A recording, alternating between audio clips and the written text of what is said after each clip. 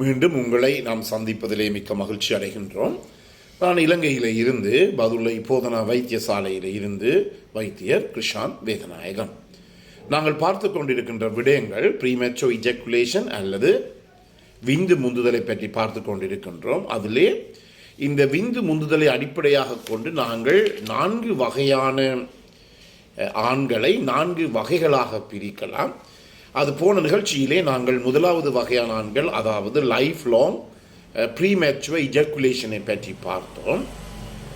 இன்று பாவிக்க போகிற அடுத்த விடயம் என்னவென்றால் அக்வயர்ட் ப்ரீமெச்சுவர் இஜக்குலேஷன் என்று சொன்னால் அவர்களுக்கு ஏதாவது உடல்நல குறைவு காரணமாக ஏற்படுகின்ற இந்த விந்து முந்துதலுக்குரிய பிரச்சனையை பற்றி நாங்கள் பார்க்க இருக்கின்றோம்.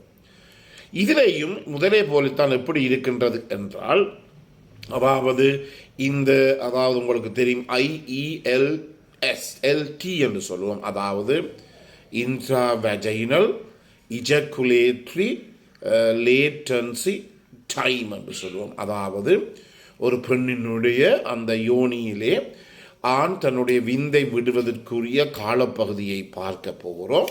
அதில் முதலாவது வகையில் நாங்கள் சொல்லுவோம் பெர்மனண்டாக இருக்கு, அதை தொடர்ச்சியாக நிரந்தரமாக இருக்கிறதிலே எப்போதும் 1.5 நிமிடங்களுக்கு முதலேயே அந்த விந்து வெளியேறக்கூடியதாக இருக்கும். ஆனால் மருத்துவ பிரச்சனை காரணமாகவும் அல்லது ஏதாவது மனநிலை குழப்பங்கள் காரணமாக ஏற்படுகின்ற இந்த அக்வயர்ட் ப்ரீமெச்சுவர் இஜக்குலேஷனுடைய ஆண்களுக்கு இது எப்போதும் 2 நிமிஷங்களுக்குள்ளாகத்தான் அது இருக்கும். ஒரு அன்பர் என்னிடம் கேட்டிருந்தார் வாட்ஸ்அப் மூடாக, ஐயா இதுக்கு நாங்கள் என்னென்ன இந்த நேரங்களை பார்ப்பது ஸ்டாப் வாட்ச் வச்சு இருக்க வேண்டுமா என்று.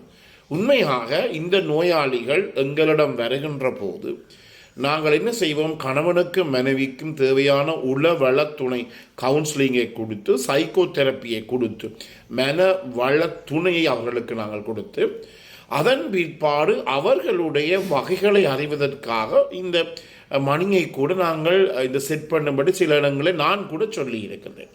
அதன் மூலமாக எங்களுக்கு கண்டுபிடிக்க முடியும், அதாவது நிரந்தரமாக இருக்கின்ற ஒரு பிரச்சனை, அது பெர்மனன்ட் ப்ரீமெச்சுவர் இஜக்குலேஷனா அல்லது ஏதாவது ஒரு பிரச்சனை காரணமாக வந்த இந்த அக்வயர்ட் ப்ரீமெச்சுவர் இஜக்குலேஷன் என்ற 2 வகைகளையும் எங்களால் பிரித்தறியக்கூடியதாக இருக்கும். எனவே ஸ்டாப் வாட்ச் வச்சுக்கொண்டு தான் மனைவியுடன் இருக்க வேண்டும் ஒரு தேவை கிடையாது. ஆனால் ஒரு வைத்தியரை நீங்கள் நாடுகின்ற போது எங்களுடைய வகை பிரிப்புக்காக, எங்களுக்குள்ள தெரியும் எந்த ஒரு நோயை எடுத்துக்கொண்டாலும் ஒவ்வொரு வகைகள் இருக்கிறது, ஒவ்வொரு பிரிவுகளாக பிரித்திருக்கின்றோம். உதாரணமாக ஒரு புற்றுநோயை கேன்சர் எடுத்துக்கொண்டால் அதில் ஸ்டேஜ் 1, 2, 3, 4, 5 சொல்லி ஒவ்வொரு புற்றுநோய்க்கும், மார்பக புற்றுநோயாக இருக்கலாம், இன்னும் இரத்த புற்றுநோய் இருக்கலாம், எல்லா ஸ்டேஜஸும் இருக்குது. இதற்கு காரணம் என்னவென்றால் நாங்கள் எங்களுடைய அந்த சிகிச்சை முறைகளை வடிவமைப்பதற்கே தவிர நோயாளிக்கு கரைச்சல் கொடுப்பதற்காக அல்ல. எனவே இப்படிப்பட்ட நோயாளிகள் வந்தால் நாங்கள் என்ன செய்வோம், இதை நாங்கள் அதாவது இவ்வளவு நேரம் இந்த நேரம் எடுக்கின்றது என்பதை கொஞ்சம் மணிக்கூட்டின் மூலமாக நாங்கள் கணிப்பிடுவது மிகவும் நல்லது. அதே நேரத்திலே 2 பேர், கணவருக்கு மனைவிக்கு முன்னாடி 2 பேருமே கருத்திலே ஒத்துப்போகாத தன்மையும் காணுகிறோம். சில நேரம் கணவர் சொல்வார், சார் இது 3 நிமிஷங்களாக இருக்கிறது. ஆனால் மனைவி சொல், இல்லை ஐயா 1 நிமிடம் டாக்டர், 1 நிமிடத்தின் குறைவாகத்தான் இருக்கிறது. அந்த நிலையிலே நாங்கள் இந்த நேரத்தை கணிப்பிடுவது மிகவும் முக்கியமான ஒன்றாக இருக்கின்றது. அடுத்தது இதிலே மிக முக்கியமாக என்ன வேண்டுமென்றால், இது தொடர்ச்சியாக இந்த அக்வயர்ட் ப்ரீமெச்சுவர் இஜக்குலேஷன் சொல்லப்படும், அக்வயர்ட் எனப்படுது ஏதாவது ஒரு காரணத்தினாலே புறப்பட்ட ஒரு பிரச்சனை.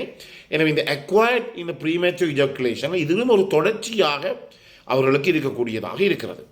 இதற்குரிய காரணங்களை நாங்கள் பார்ப்போமாக இருக்கின்றால் முதலாவது காரணத்தை அவர்கள் சொல்லுவார்கள் என்னவென்றால் பெர்ஃபார்மன்ஸ், அதாவது செக்ஷுவல் பெர்ஃபார்மன்ஸ் ஆங்ஸைட்டி. இதை நான் இன்று உங்களுக்கு விளங்கப்படுத்த விரும்புகிறேன்.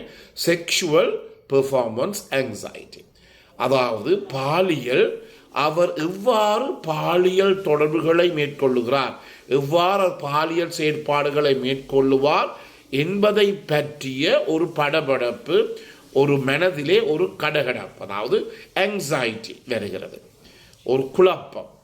இதுதான் முதலாவது காரணம், செக்ஷுவல் பெர்ஃபார்மன்ஸ் ஆங்ஸைட்டி. இது கன பேருக்கு இருக்கிறது. எத்தனை பேருக்கு மருந்துகள் கொடுத்தாலும் கூட மருந்து போட்டவுடன் குணமாக வேண்டும் என்று சொல்லி ஒரு சாரார் நினைக்கிறார்கள். இன்னொரு சாரார் என்ன, அதாவது மருந்து போட்டபடியால் எனக்கு சரியாக வர வேண்டும் என்று ஒரே கவலையாக இருக்கு. அந்த கவலையே இந்த செக்ஷுவல் பெர்ஃபார்மன்ஸ் ஆங்ஸைட்டியை அவர்களுக்கு கொடுக்கக்கூடியதாக இருக்கும். இது மிகவும் முக்கியம். எனவே நீங்கள் அதாவது எப்போதுமே மனசை நீங்கள் இலகுவாக வைத்திருக்க பழகுங்கள். இது ஒரு பெரிய பிரச்சனை தான்.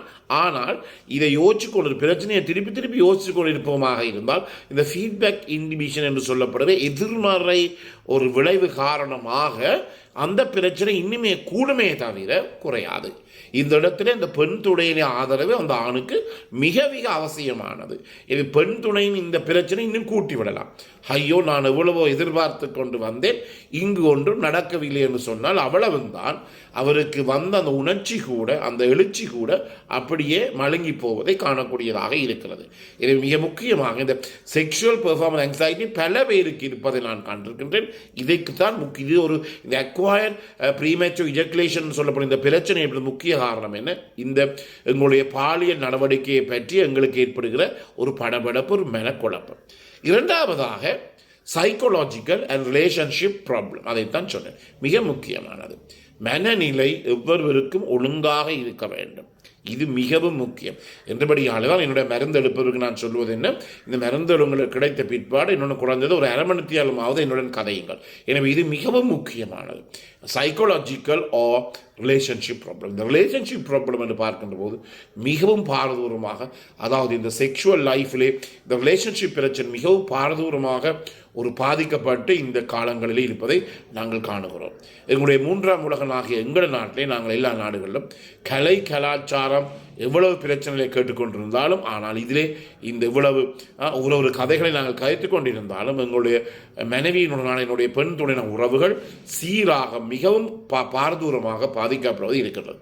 எனவே நான் முதலில் சொன்னது போல ஒரு மனைவியினுடைய கையிலே தான், ஒரு பெண்ணினுடைய கையிலே தான் இருக்கின்றது அந்த ஆணினுடைய நோயை குணப்படுத்துவது.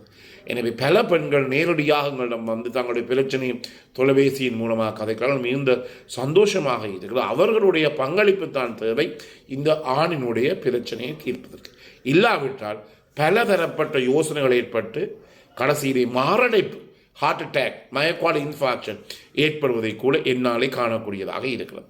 இது முக்கியமாக இந்த சைக்காலஜிக்கல் ரிலேஷன்ஷிப் ப்ராப்ளம் இது மிக முக்கியமானது.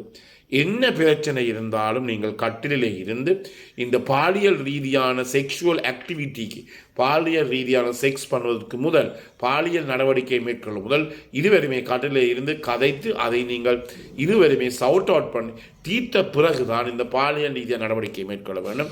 இல்லாவிட்டால் பிரச்சனை. அதே நேரத்தில் இந்த ஈகோ பிரச்சனை.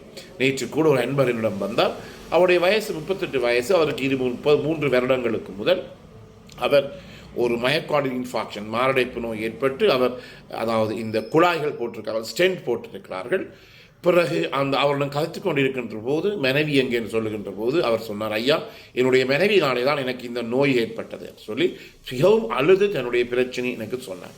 இது பெரிய கவலையாக இருக்குது. அதுவும் அவ்வளோ வயசில் மிகவும் யங் கப்பல்ஸ், 38 வயசு தான் அவருடைய வயது. எனவே மிக முக்கியமாக சைக்காலஜிக்கல் ரிலேஷன்ஷிப் ப்ராப்ளம் தான் இதுக்கு ஒரு பெரிய பிரச்சனையான காரணியாக இருக்கிறது. எனவே அவர்களே, இந்த நிகழ்ச்சி உங்களுக்கு பிடித்திருந்தால் இதை லைக் பண்ணுங்கள், ஷேர் பண்ணுங்கள், மற்றவர்களுக்கு அறிமுகப்படுத்துங்கள். அதே நேரத்தில் இதை நீங்கள் சப்ஸ்கிரைப் பண்ணலாம், மணி சின்னத்தை அல்ல பெல் சைன் அமர்த்தி சப்ஸ்கிரைப் பண்ணலாம். மேலதிக விவரங்கள் தேவையாக இருந்தால் 0094 777 35 62 45 மூலம் எம்மை தொடர்பு கொள்ள முடியும். பிறந்திருக்கின்ற நாள் உங்கள் அனைவருக்கும் இனிய நாளாக அமைய அனைவருக்கும் பொதுவான உரைமனை வேண்டி விடைபெறுகிறேன். நன்றி, வணக்கம்.